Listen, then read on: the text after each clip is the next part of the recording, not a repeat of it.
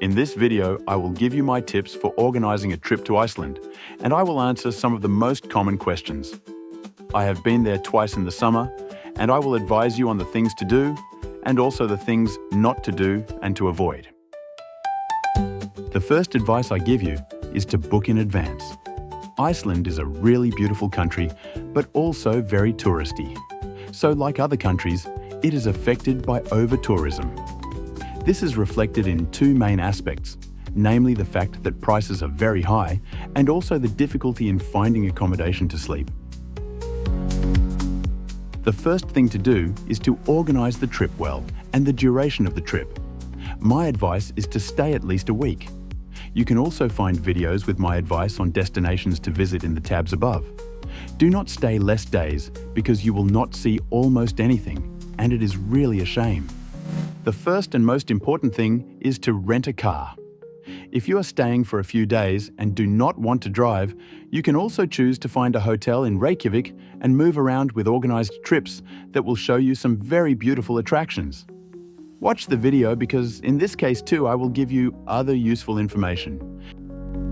Choosing a car is the most important thing when organizing a trip to Iceland.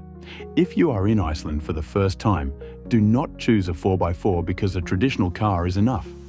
There are some roads, especially in the Highlands, that can only be traveled with a 4x4, but if you are in Iceland for the first time, you will not need one because almost all the attractions are along the ring road and access is always allowed with traditional cars. Don't choose the cheapest rental, but choose the most reliable and safe rental, which provides you with more assistance. This video is not sponsored by anyone, so see the most reliable reviews and adjust accordingly.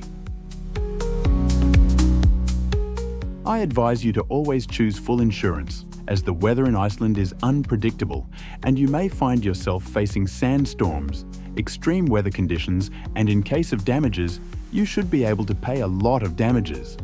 Never take roads not allowed, such as F roads, because in case of damages, you are not covered by the car rental insurance.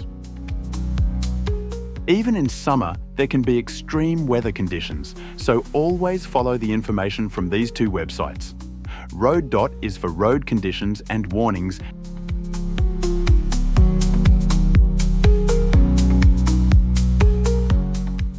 and Vidur for weather conditions.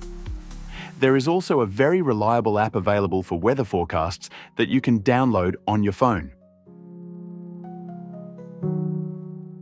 I also give you 3 extra tips for driving.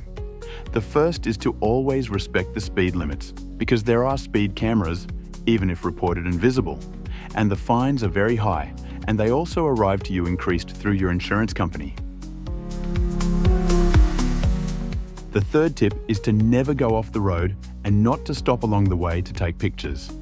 I like taking pictures, and there are some beautiful spots where you will see breathtaking landscapes. Find a lay-by and stop, but not along the road.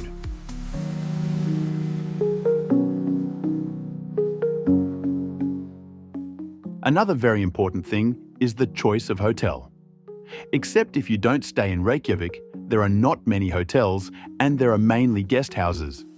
Along Iceland, the guest houses have limited places and sell out very quickly, so you can also find very high prices, especially if you delay in booking.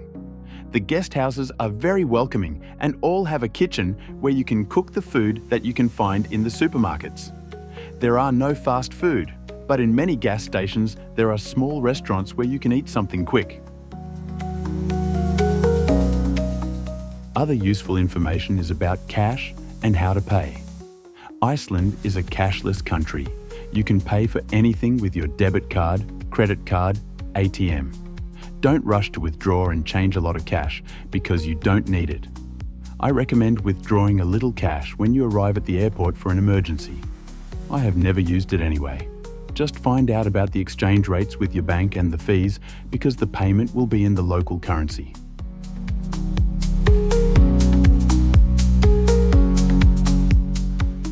One of the most important things about Iceland is the weather.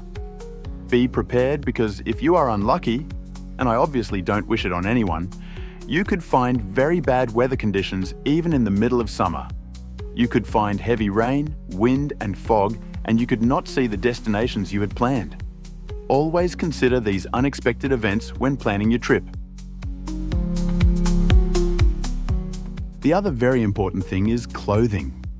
Always wear mountain clothing as temperatures are very variable and there could be rain and very strong winds. Do not bring umbrellas because they are not needed. Generally, rain is associated with strong winds. Better to bring light raincoats and waterproof pants. Don't forget your hiking shoes, preferably waterproof. Many waterfalls have small paths to reach them, and if you don't wear them, you run the risk of slipping. But let's analyse the positive and negative sides of travelling in summer. The first positive side is that the days are very long. In June, the sun never sets, and therefore you can see the attractions even at particular times. These are some footage taken at the Dijanjandi waterfall around midnight. As you can see, there was light.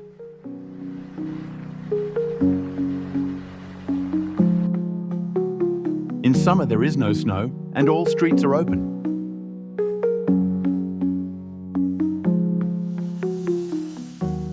The last positive aspect is that only in summer you can see puffins and whales.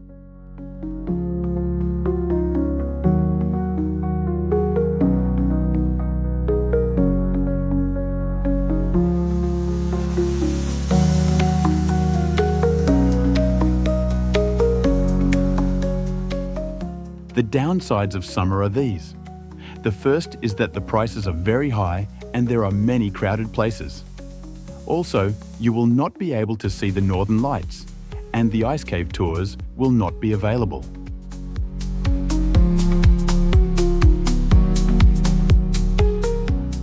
The good thing about winter is that you will find fewer crowds and the prices will be lower. You will be able to see the northern lights and ice caves.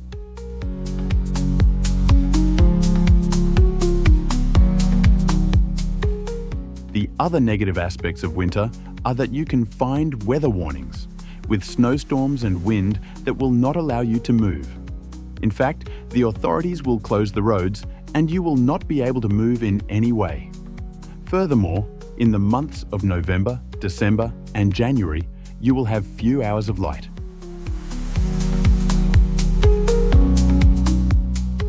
I have not been there in the winter months, but I hope to go soon and will inform you with advice, but also with photos and videos. The natural landscape of Iceland is beautiful in all seasons, both in winter and summer.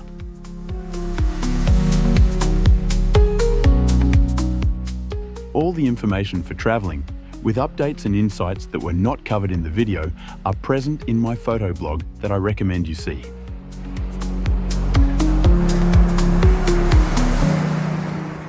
If you like this video, put a like or follow my channel. It's free for you, but for me is very important. Thank you.